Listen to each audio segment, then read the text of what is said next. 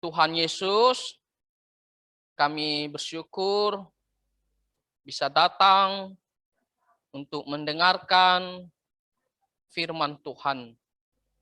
Tolong kami supaya bisa duduk dengan tenang dan mendengarkan firman Tuhan. Berkati kami supaya bisa mengerti firman Tuhan dan melakukannya. Ampuni dosa kami, dalam nama Tuhan Yesus kami berdoa. Amin. Nah, kita akan mendengarkan cerita firman Tuhan, dan cerita ini terambil dari Alkitab. Ya, Alkitab itu adalah buku Tuhan atau firman Tuhan ya. Nah, judul cerita kita di pagi hari ini yaitu kita menyembah dengan memberi. Coba kita sebutkan bersama-sama. 2, 3, ya. Kita menyembah dengan memberi. Nah, menyembah di sini menyembah Tuhan Allah ya, dengan memberi persembahan kepada Tuhan Allah.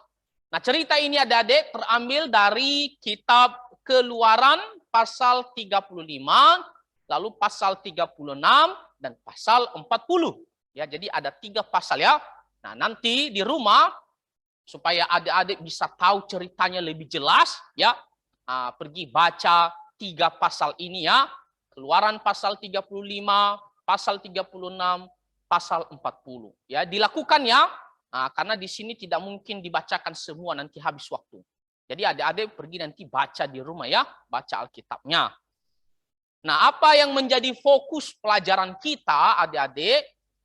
Nah, mengetahui bahwa kita menyembah Allah ketika kita membawa persembahan kita dengan sukarela kepadanya. Jadi kita bisa mengerti ataupun mengetahui bahwa kita menyembah Tuhan Allah ketika kita membawa persembahan kita dengan sukarela kepadanya. Nah, cerita ini masih bagian ya dalam menyembah Tuhan Allah. Nah, lihat di nomor 4 di situ ya. Nah, di situ dikatakan aku bersukacita memberikan persembahan. Jadi memberikan persembahan itu adalah bagian ibadah kita ataupun penyembahan kita kepada Tuhan Yesus Kristus ya. Nah, jadi itulah cerita yang kita mau dengarkan di pagi hari ini. Perhatikan baik-baik, jangan ribut dan dengarkan firman Tuhan ya. Oke, nah adik-adik, setiap hari Minggu kita datang ke gereja ya. Kita datang beribadah khususnya di gereja kita. Apa nama gereja kita? Gapi Batam ya, betul ya. Kita datang beribadah dan kita ada melihat gedung gereja kita Gapi Batam, ya kan? Nah, kita bisa melihat. Nah, kita juga bisa melihat di gambar situ ya. Nah, bisa secara keseluruhan kita bisa melihat di gambar itu gereja kita Gapi Batam. Begitu besar dan juga bagus ya, indah. Nah, pertanyaan Lause adalah apakah gereja kita Gapi Batam ini, gedungnya ini, dia dengan sendirinya jadi atau dengan sendirinya ada? Tidak kan? Tidak. Tidak mungkin dia dengan sendirinya ada ataupun dengan sendirinya jadi. Nah, dia ada karena sudah dibangun, karena didirikan. Ya, makanya gereja Gapi Batam ini ada. Nah, pertanyaan Lause adalah apa saja yang diperlukan untuk membangun sebuah gedung gereja? Ya, sebentar dulu. Lause akan tanyakan satu-satu ya. Oke, ke beberapa orang ya. Nah, sebutkan salah satu saja. Ya, tidak usah 2, 3, satu-satu ya. Biar nanti kebagian banyak orang ya. Jadi sebutkan salah satu saja. Kira-kira apa saja yang diperlukan untuk membangun sebuah gedung gereja? Oke, tidak sabaran ini semua angkat tangan. Kita mulai dari Joanna dulu. Joanna. Apa? Salah satunya besarkan suara ya. Salah satunya yang diperlukan untuk membangun gedung gereja ini apa? Apa? Kayu, betul. Tepuk tangan dulu untuk Joanna. Kayu. Oke, kita lanjut ke Darens. Cat, ya. Oke, bahan-bahan bangunannya ya. Kayu, cat. Ada lagi siapa? Hana. Ada? Sorry, itu ini Joanna ya. Joanna, ada? Sudah. Sekarang Hana. Ya, lampu ya.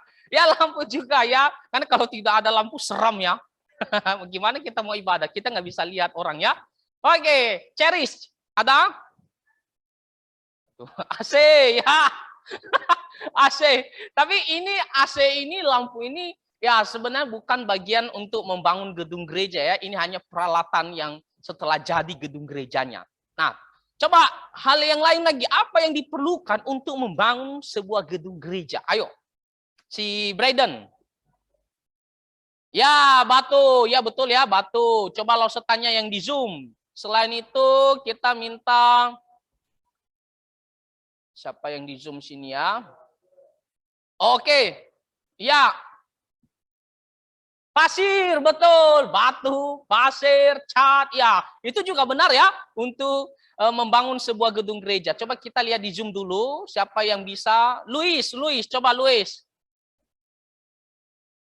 Apa yang dibutuhkan untuk membangun sebuah gedung gereja? Coba Luis. Apa? Salib. Kurang besar? Apa namanya? Apa? Salib. Salib ya. Ya, salib itu hanya peralatannya ya untuk ya, bukan sesuatu yang penting untuk membangun sebuah gedung gereja. Ada lagi yang lain seperti satu lagi yang di Zoom ya, lo tanya. Si Esania.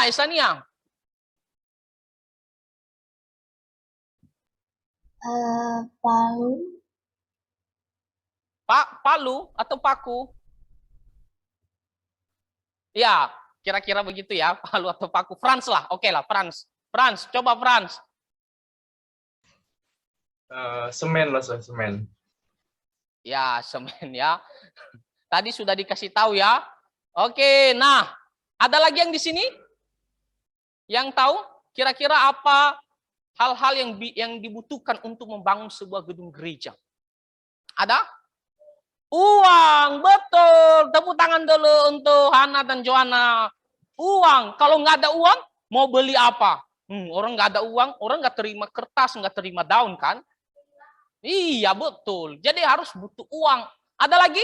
Ada yang tahu? Matius? Apa? Ya, kerikil ya. Oke.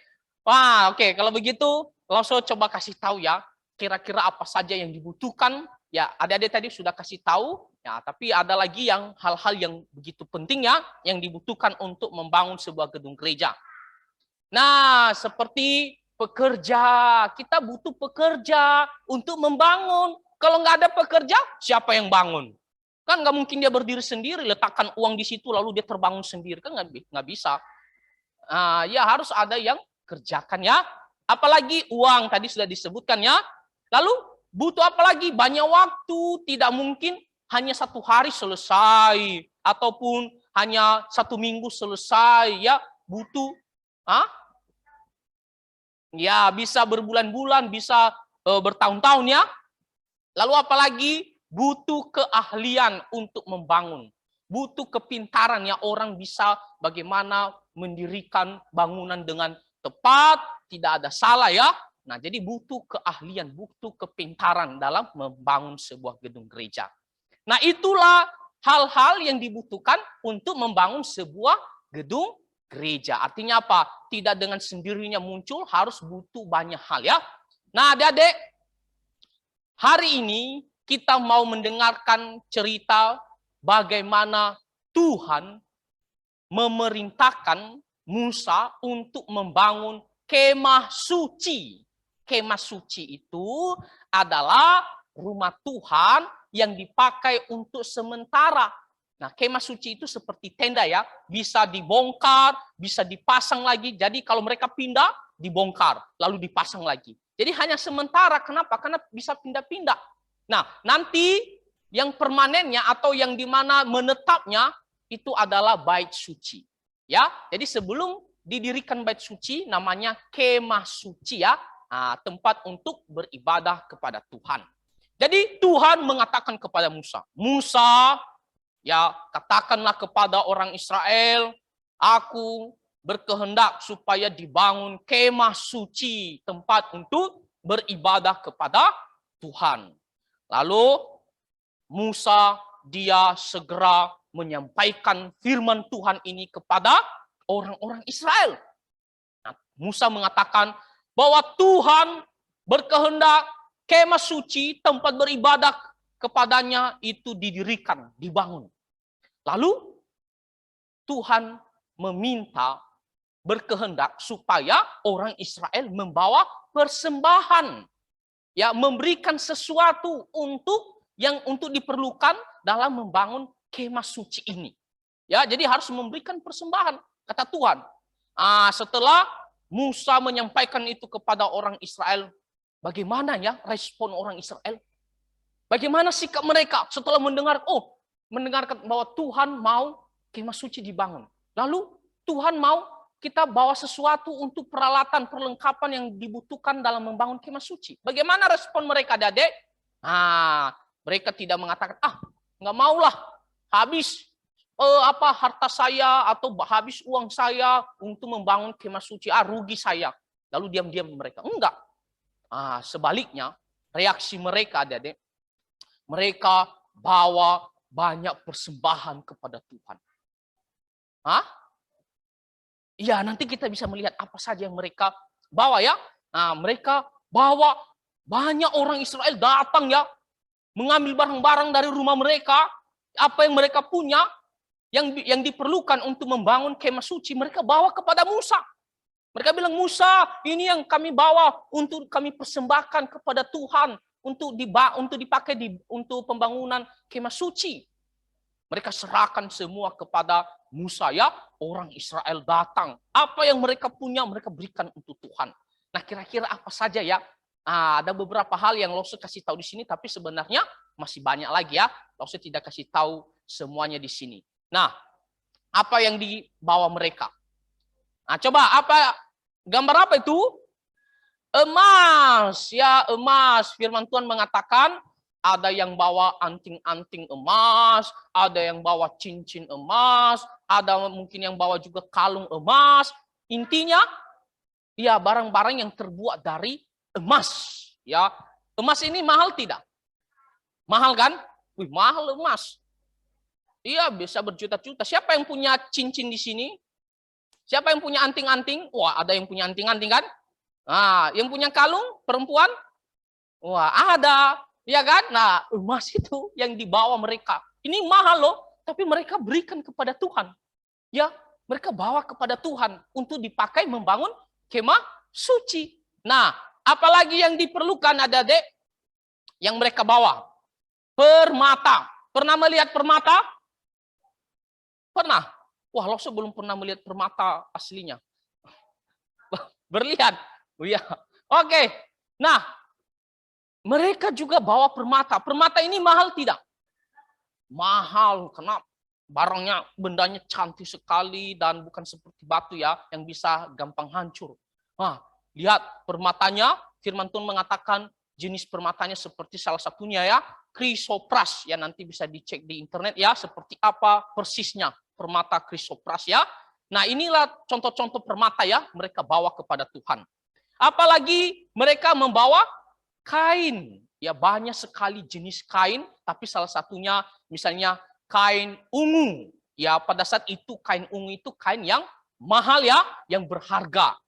Lalu apalagi mereka membawa tembaga. Ya tembaga ini juga salah satu benda yang mahal adik-adik ya. Jadi mereka bawa ini semua kepada Tuhan ya. Lalu firman Tuhan mengatakan di Keluaran pasal 35 ayat 29, di situ dikatakan semua laki-laki dan perempuan. Bukan hanya laki-laki loh adik-adik. Bukan juga hanya perempuan. Dikatakan semua laki-laki dan perempuan. Ya kan? Artinya orang Israel ya yang terdorong hatinya. Nah, terdorong hatinya apa? Dengan sukacita mau memberikan kepada Tuhan. Dikatakan membawa sesuatu untuk segala pekerjaan yang diperintahkan Tuhan dengan perantaraan Musa untuk dilakukan. Mereka itu yakni orang Israel membawanya sebagai, coba baca yang di garis bawahi. Membawanya sebagai pemberian sukarela. Mereka bawa kepada Tuhan sebagai pemberian sukarela. Tahu arti sukarela? Tahu? Ada yang tahu arti sukarela di sini? Oke, Braden. Dengan senang hati benar, dengan senang hati, dengan tulus, dengan sukacita, tidak merasa, aduh, saya mau kasih kepada Tuhan ya, tapi sayang sekali loh, ini cincin saya, aduh sayang sekali, aduh mau kasih tidak ya, aduh nggak usah lah, aduh gimana ya, atau yang satu aja yang dikasih, yang satunya saya simpan dulu. Padahal sepasang kan, yang satunya aja saya serahkan, lalu yang satunya saya simpan dulu. Enggak, tapi mereka memberikan yang terbaik dan dengan senang hati, dengan tulus, ya, dengan sukacita. Mereka memberikan persembahan ini kepada Tuhan. Bukan dengan sayang sekali, dalam arti tidak dengan sepenuh hati atau bersungut-sungut atau merasa aduh berat hati memberikan ini kepada Tuhan. Tidak ya, mereka berikan dengan sukarela. Adik-adik, apakah adik-adik memberikan persembahan dengan sukarela? Ya? Kalau ya, coba angkat tangan. Siapa yang memberikan persembahan dengan sukarela? Dengan sukarela. Wah, semua ya, itu bagus. Memang harus kita berikan persembahan dengan sukarela kepada Tuhan. Nah, inilah suatu bukti bahwa orang Israel mereka benar-benar mengasihi Tuhan. Mereka membawa persembahan kepada Tuhan dengan sukarela. Tidak ada paksaan. Bukan seperti kasihlah, didorong lagi kasihlah. Enggak perlu. Dikatakan terdorong hatinya dengan keinginan sendiri loh adik. Tak perlu dikasih tahu. Dengan keinginan sendiri datang membawa persembahan itu kepada Tuhan dengan sukacita. Waktu mereka berikan, bukan mereka merasakan, aduh saya sudah kasih, sudah terlanjur, aduh sayang sekali tadi ya, aduh maunya tadi kalau bisa diulang waktu, maunya saya nggak usah kasih. Enggak loh adik-adik. Tapi waktu mereka kasih, wah justru mereka malah senang sekali setelah mereka memberikan persembahan itu kepada Tuhan. Jadi bukan hanya dengan keinginan mereka sendiri, tetapi waktu mereka sudah kasih kepada Musa ini ya, emas, tembaga, kain, dan lain-lain, mereka kasih dengan bersyukur kepada Tuhan. Dengan sangat senang. Nah, adik-adik, selain itu, Tuhan memilih 2 orang yang memiliki keahlian ataupun kepintaran di dalam membangun kemah suci ini. Namanya adalah Bezaleel dan Aholiab. Bezaleel dan Aholiab. Nah, 2 orang ini Tuhan tunjuk untuk dikhususkan di dalam membangun kemah suci dan memimpin pekerja lain ya untuk membangun kemah suci ini. Dan Tuhan memberikan mereka roh untuk bisa mengerjakan semua tugas yang diberikan Tuhan dengan baik dan tepat. Lalu adik-adik, bukan hanya 2 orang ini saja loh yang kerja, tapi orang-orang Israel juga membantu. Mereka mempersembahkan waktu mereka, tenaga mereka, kepintaran mereka untuk ya membangun kemah suci ini. Ya, ada yang menjahit kain, yang pintar menjahit kain ya, ibu-ibu ya. Dia pergi bantu jahit kain. Ada yang bisa bantu Bezaleel dan Aholiab persiapkan bahan-bahannya. Ada yang bisa pegang-pegang barang-barang untuk bisa ya dikerjakan dengan baik. Ya kan? Kadang kalau orang tua kita kerjakan sesuatu barangnya, dia minta kita pegang dulu ujungnya, jangan goyang ya. Jadi dia yang kerjakan. Jadi itu juga bisa membantu, itu juga persembahan kepada Tuhan adik-adik. Jadi bukan hanya 2 orang ini saja, orang Israel juga dengan segenap hati, dengan sukarela mereka juga mau mempersembahkan waktu, tenaga mereka, pikiran mereka untuk Tuhan. Nah, lalu setelah mereka kerjakan apa saja yang mereka kerjakan, tetapi sebelumnya diberitahukan di situ bahwa orang Israel terus membawa persembahan. Tapi setelah banyak, Musa mengatakan sudah cukup, sudah banyak kebutuhan ya yang diberikan. Lalu apa saja yang dibawa? Pertama, apa saja yang dikerjakan? Yaitu pertama pelataran kemah suci ya. Kita melihat di situ ada pelatarannya ya, bagian dalamnya itu sudah dikasih pembatas-pembatasnya ya. Lalu ada tempat untuk tempat peralatan-peralatan khusus ya, khususnya di bagian ruang kudus dan ruang maha kudus. Kita melihat ya, di situ di bagian kotak tadi, di situ di dalamnya ada namanya ruang maha kudus dan ada ruang kudus. Nah, di ruang maha kudus apa saja yang ada? Ada di situ tabut perjanjian. Lihat tulisan ruang maha kudus. Nah, di dalamnya di situ ada tabut perjanjian ya. Itu adalah lambang kehadirat Tuhan ya di tengah-tengah orang Israel. Lalu apalagi ruang kudus ya, terbagi dua, ruang kudus. Lalu apa saja peralatan di situ? Ada lampu, ada meja roti untuk disajikan. Lalu apalagi ada mesbah pembakaran ukupan ya, rempah-rempah, wangi-wangian yang memberikan wangi-wangian untuk Tuhan ya. Nah, itu saja itu peralatan-peralatan yang ada di ruang kudus. Lalu apalagi yang mereka kerjakan secara rinci ya, di situ tabut Tuhan ya, tabut perjanjian tadi. Lalu apalagi meja roti tadi. Nah, untuk membuat ini adik-adik tidak gampang. Jangan pikir wah dengan sendirinya buat udah selesai. Cepat sekali. Lalu adik-adik itu punya semuanya, punya ukurannya, jenis apa, bahan apa yang dipakai, bagaimana bentuknya. Itu semuanya sudah diatur oleh Tuhan. Jadi harus butuh keahlian, butuh waktu, ya, butuh tenaga untuk bisa mengerjakan semuanya ini. Nah, orang Israel memberikan waktu mereka, tenaga mereka, pikiran mereka untuk membantu membangun semuanya ini. Nah, apalagi mesbah pembakaran ukupan tadi, ya. Lalu setelah itu mesbah, ya, pembakaran korban itu ada di pelataran, ya, di mana di situ akan dipersembahkan domba ataupun lembu, ya, atau persembahan lain, ya, untuk diberikan kepada Tuhan.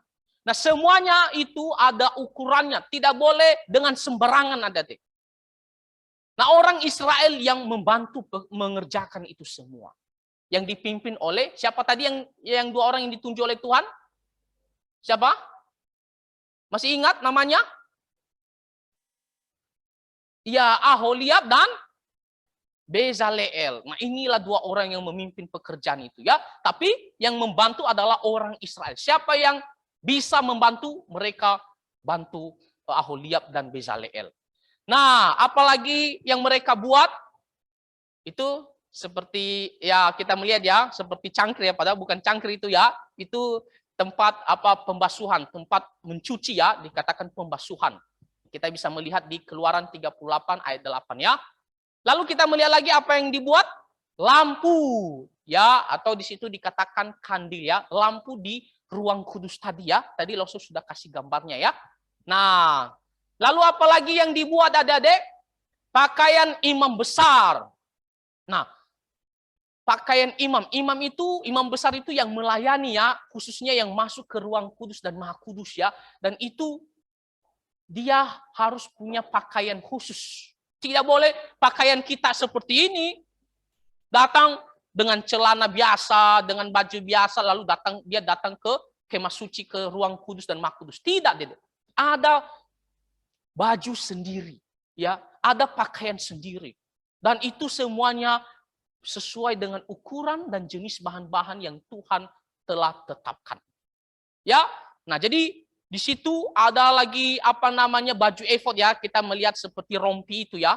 Nah, itu baju efod ya. Itu juga ada jenis-jenis yang dipakai untuk membuat semuanya itu. Nah, jadi ini semua dibuat oleh Aholia, Bezalel, dan dibantu oleh orang Israel. Mereka bukan hanya mempersembahkan uang tadi, emas, ataupun banyak-banyak jenis tadi barang. Bukan. Tetapi tenaga mereka, waktu mereka, pikiran mereka, mereka juga bisa persembahkan kepada Tuhan. Sehingga mereka bisa membuat semuanya tadi dengan bagus sesuai dengan yang Tuhan inginkan. Nah, akhirnya adik-adik setelah mereka mengerjakannya beberapa waktu lama, lalu dikatakan kemah suci selesai dibangun, selesai didirikan. Ya, inilah kemah suci, tempat untuk beribadah kepada Tuhan. Ini hanyalah tempat sementara ya. Nanti yang aslinya nanti adalah bait suci. Ya, itu menetap gedung. Kalau ini kan masih seperti tenda, masih bisa dibongkar lalu dipasang. Karena mereka masih dalam perjalanan pindah-pindah. Ya, lalu nanti kita melihat setelah Raja Salomo menjadi raja, barulah dibangun bait suci yang permanen ya di Yerusalem.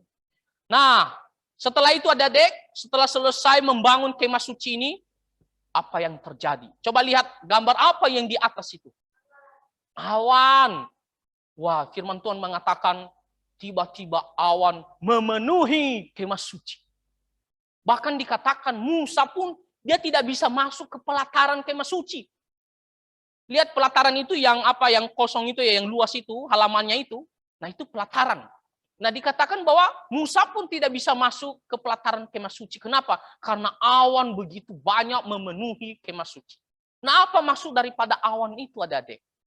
Nah, awan itu melambangkan bahwa Tuhan berkenan atas kemah suci yang sudah dibangun. Melambangkan bahwa Dia akan selalu hadir beserta dengan orang-orang Israel. Tuhan berkenan menerima persembahan orang Israel, bukan hanya dalam bentuk memberikan barang-barang, tetapi juga tenaga, pikiran mereka. Inilah hasilnya, yaitu kemah suci. Tuhan sangat senang. Sehingga dilambangkan dengan adanya awan yang memenuhi kemah suci tersebut. Wah, coba kalau kalian bayangkan adik-adik. Kalau kita di gereja kita ini kan, lalu tiba-tiba ada awan memenuhi gereja kita ini. Gimana perasaan kalian? Hah? Mau pegang. Yang kita pikirkan mau pegang awannya ya, atau kita mungkin berfoto. Tapi maksudnya perasaan kita kan kagum kan, heran kan, kita bisa merinding. Kok bisa ya awan ada memenuhi semua gedung ini kan? Nah, begitu juga orang Israel melihat bagaimana luar biasanya awan turun memenuhi kemah suci. Dan firman Tuhan mengatakan, di siang hari ada awan memenuhi kemah suci, dan di malam hari ada api di dalam kemah suci. Nah, itu berarti Tuhan ya benar-benar hadir ya beserta dengan umat Israel. Nah, adik-adik, setelah kita sudah mendengarkan cerita bagaimana orang Israel mempersembahkan ya segala yang mereka punya, mereka berikan kepada Tuhan dengan sukarela, dengan sukacita. Ya khususnya dalam membangun kemah suci ini. Apa yang menjadi pelajaran bagi kita, adik-adik? Perhatikan baik-baik. Ya, perhatikan ini pelajarannya. Ya, supaya nanti adik-adik bisa gampang mengetahui cerita firman Tuhan hari ini. Yang pertama, Allah telah mengasihi kita, maka kita harus bersyukur dengan memberikan persembahan kepada Tuhan. Adik-adik, setiap hari Minggu kita datang ke gereja. Tadi kita barusan memberikan persembahan kan? Semua berikan persembahan kan? Wah, semua berikan persembahan. Mungkin ada dia bertanya, kenapa ya papa mama setiap hari Minggu titip persembahan? Kenapa ya setiap ibadah lose-lose edarkan persembahan dan kita berikan persembahan? Untuk apa ya kita berikan persembahan? Nah, di situ diberitahukan. Yang pertama, kita memberikan persembahan sebagai ucapan syukur kita kepada Tuhan, bersyukur kepada Tuhan. Kenapa bersyukur? Kenapa bersyukur? Karena Dia telah mengasihi kita. Dia telah sayang kepada kita. Nah, adik-adik mungkin tanya, apa sih bukti bahwa Tuhan mengasihi kita? Ayo, siapa yang bisa jawab? Ada yang tahu? Salah satu bukti bahwa Tuhan sayang kepada kita. Tuhan telah mengasihi kita. Oke, Cherish. Ya, Tuhan telah memberikan dirinya, disalibkan mati di atas kayu salib demi menebus dosa-dosa kita, adik-adik. Demi menggantikan kita untuk dihukum. Jadi kita sekarang tidak perlu dihukum. Kenapa? Karena Tuhan Yesus sudah mati menggantikan kita. Nah, itu Tuhan Yesus dia mati karena dia begitu mengasihi kita. Dia tidak mau kita, dia tidak mau Kalista, dia tidak mau Cherish, dia tidak mau Hana yang disalibkan, yang dihukum mati binasa, tidak mau. Tuhan sayang kepada kita, makanya dia rela menggantikan kita. Nah, jadi karena Tuhan telah mengasihi kita, maka kita harus bersyukur kepada Tuhan Yesus dengan memberikan persembahan kepadanya. Ya, jadi itu sebagai ucapan syukur kalau kita memberikan persembahan karena Tuhan telah mengasihi kita. Yang kedua, kita menyembah Tuhan dengan memberikan persembahan dengan sukarela sebagai bukti kepercayaan dan kasih kita serta ketaatan terhadap firman Tuhan. Nah, adik-adik, perlu adik-adik tahu. Kenapa kita harus memberikan persembahan? Apakah Tuhan kekurangan sesuatu? Apakah Tuhan butuh sekali uang kita? Apakah Tuhan butuh emas kita? Kenapa tidak? Kenapa? Ya, itu nantinya ya. Tapi maksud Laos adalah, apakah emas kita berikan kepada Tuhan karena Tuhan miskin? Dia kurang emas, kurang memiliki emas. Kita kasih uang, oh karena Tuhan itu miskin, tidak punya uang. Tidak kan? Tuhan tidak kekurangan sesuatu. Tuhan itu tidak miskin. Kenapa? Karena dia yang punya semuanya. Dia yang punya emas, dia yang punya uang, dia yang punya dunia ini dan alam semesta ini, bintang-bintang, bulan, matahari, dia yang punya semua. Tuhan yang ciptakan. Iya, Tuhan yang menciptakan dan karena dia yang menciptakan, maka punya dia semuanya. Jadi bukan karena kita berikan persembahan karena Tuhan miskin, bukan. Karena dia yang punya segala sesuatu. Ingat itu adik-adik. Setiap kalian berikan persembahan, jangan berpikir, oh saya berikan untuk ya membantu Tuhan karena Tuhan kekurangan sesuatu. Bukan. Tuhan itu yang ciptakan segala sesuatu, dia yang punya semuanya. Jadi bukan Tuhan kekurangan. Tapi kita memberikan persembahan sebagai bukti bahwa kita percaya kepada dia, kita mengasihi dia, dan kita taat firman Tuhan. Nah, firman Tuhan mengatakan, kita harus membawa persembahan kepada dia. Seperti orang Israel tadi. Tuhan mau orang Israel bawa persembahan. Tapi bukan karena Tuhan kekurangan. Tetapi karena memang Tuhan mau kita tunjukkan kepercayaan, kasih kita, dan ketaatan kita kepada dia.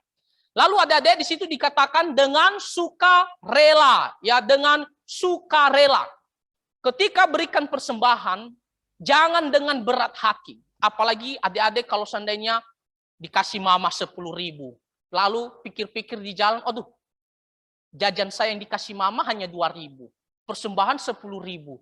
Gimana ya kalau saya bagi 2 saja? Wah, berat sekali kasih 10.000. Masa jajan saya hari ini di hari Minggu hanya 2.000, persembahan 10.000, begitu bagi 2 lah. Nah, pergi ke warung bagi 2 5.000. Nah, 5.000 aja saya kasih untuk Tuhan, 5.000 yang saya simpan. Jadi 7.000 jajan saya. Berarti itu tidak boleh adik-adik. Ya, itu namanya berat hati, tidak dengan sukarela. Itu namanya juga mencuri. Mencuri haknya Tuhan. Ya, jadi kalau mama sudah kasih 10.000, kita kasih persembahan itu kepada Tuhan ya dengan sukacita, dan waktu kita berikan, ingat ini, kalau kalian sudah kasih ke dalam kantong persembahan, jangan lagi ada penyesalan. Aduh, itu gimana ya? Tadi saya sudah kasih 10.000. Aduh, seandainya kadang-kadang kita pikir, seandainya waktu itu bisa diulang, saya tak usah kasih 10.000. Tak boleh lagi pikirkan itu. Justru kalau kita sudah kasih ke persembahan, wah kita bersyukur, puji Tuhan, saya sudah kasih untuk Tuhan. Jadi harus berikan dengan sukarela. Dan yang terbaik, bukan seadanya saja. Yang penting kan sukarela. Ya udahlah kasih aja 2.000. Padahal kita punya uang dikasih 10.000. Tapi kita kasih 2.000. Kita merasa udah sukarela itu. Tidak. Berikan yang terbaik dan dengan senang hati, dengan sukacita kita berikan kepada Tuhan. Oke? Siapa yang mau memberikan persembahan dengan sukarela? Angkat tangan. Ya, dengan sukarela berikan kepada Tuhan ya. Oke. Nah, pelajaran yang terakhir. Ini yang terakhir ya. Kita memberi persembahan tidak hanya dalam bentuk uang dan barang, tetapi juga tenaga dan waktu kita untuk melakukan pelayanan Tuhan. Nah ini adik-adik, jangan pikir bahwa kalau kita memberikan persembahan itu hanya dengan memberikan uang saja atau memberikan barang saja kepada Tuhan. Lalu itu saja persembahan kita. Kita bisa berikan persembahan kepada Tuhan ya selain memberikan uang dan barang dengan jenis lain. Misalnya kita membantu pelayanan Tuhan, memberikan waktu tenaga kita untuk pelayanan Tuhan, untuk pekerjaan Tuhan. Itu juga bagian ibadah kita kepada Tuhan. Persembahan kita kepada Tuhan. Misalnya contoh. Di situ nanti kalau kalian turun setelah ibadah, lalu waktu kalian turun dari tangga, di situ ada tisu banyak di lantai. Contohnya kan, ada tisu banyak di lantai di situ. Kan itu kan sampah kan, mengganggu rumah Tuhan kan, lantai menjadi kotor. Jadi, waktu kalian lihat sampah di situ, apakah kalian, yang satu lewat kanan, menghindar sampah tersebut, yang satunya langkahi. Tidak, adik. Kita berikan tenaga kita, waktu kita ambil. Kita buang ke tong sampah. Atau nanti misalnya diberikan jajan. Waktu sudah makan jajannya, kulitnya jangan, malaslah buang ke tong sampah. Udah kasih aja di halaman gereja. Tidak boleh begitu. Kita pergi buang ke tong sampah. Itu juga persembahan kita kepada Tuhan dengan memberikan tenaga waktu kita untuk Tuhan. Oke? Jadi yang ada yang suka selama ini buang sampah di rumah Tuhan dengan sembarangan, itu tidak boleh. Ya, itu berarti tidak mempersembahkan tenaga waktu kita kepada Tuhan. Apalagi misalnya kita paduan suara. Nah, nanti kan ada Mother's Day kan? Ada kan? Kita kan disuruh bernyanyi kan? Apakah adik-adik punya berikan waktu kalian untuk latihan? Saya mau latihan lah. Saya persembahkan kepada Tuhan. Jadi saya mau latihan bagus-bagus kata-katanya, dengar musiknya. Waktu latihan saya mau ikut. Nah, itu juga adalah persembahan kita kepada Tuhan. Ya, memberikan waktu kita, tenaga kita, pikiran kita untuk melayani Tuhan. Atau apalagi satu lagi contoh. Yang adik-adik yang bisa main musik di sini. Nah, nanti kalau udah besar, kalau memang punya karunia bisa main musik, kita berikan waktu kita, talenta kita, ya, kepintaran kita untuk melayani Tuhan. Ya, jangan kita di luar sana pintar sekali main musik, tapi di gereja kita tidak mau berikan untuk Tuhan. Di luar sana kita pintar menyanyi, tetapi di gereja kita tidak mau memuji Tuhan, tidak mau ikut paduan suara. Nah, jadi adik-adik di sini kita diajarkan bahwa melayani Tuhan tidak hanya memberikan uang dan barang-barang, tetapi juga tenaga, waktu kita, pikiran kita, seluruh hidup kita berikan untuk Tuhan. Itu adalah persembahan kita kepada Tuhan dan itu ibadah kita kepada Tuhan. Karena kita melakukannya untuk memuliakan Tuhan, itu namanya ibadah kepada Tuhan. Oke? Nah, jadi itu saja cerita firman Tuhan dan adik-adik ingat dan lakukan. Berikan persembahan kepada Tuhan dengan sukarela, dengan sukacita, ya, bukan hanya dalam bentuk barang atau uang, tapi seluruh hidup kita, tenaga, waktu, pikiran kita berikan kepada Tuhan. Dan itu adalah penyembahan kita kepada Tuhan. Ya, ibadah kita kepada Tuhan untuk memuliakan nama Tuhan Yesus Kristus. Oke, bisa dengar baik-baik ya, dan ingat dan lakukan. Itu saja firman Tuhan yang bisa kita dengarkan dan kita berdoa ya. Mari kita berdoa. Kita berdoa, ikuti lause. Tuhan Yesus, kami sangat bersyukur kami bisa mendengarkan firman Tuhan dengan baik. Firman Tuhan yang mengajarkan kami memberikan persembahan dengan sukarela adalah ibadah kami kepada Tuhan. Tolong kami untuk selalu ingat dan melakukannya. Hanya di dalam nama Tuhan Yesus kami berdoa. Amin.